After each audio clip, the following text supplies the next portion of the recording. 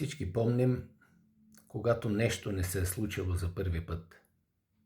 Когато ни се е родило дете, когато за първи път сме срещнали голямата любов. Аз искам да ви разкажа за първия клиент на добавките на доктор Провокатор. Не го познавам човека.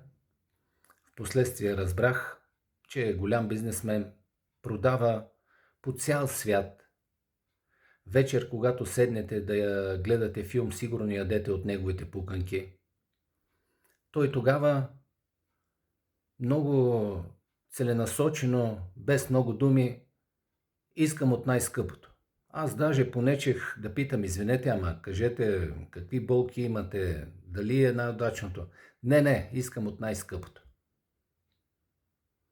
Изпратих на клиента и знаете ли кое е най-хубавото? Когато такъв клиент отново поръча вече пълната най-добра комбинация.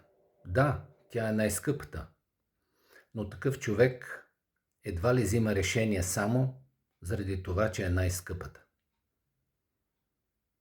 И аз съм изключително доволен, че хората се връщат и поръчват отново от хранителните добавки застави на доктор Провокатор.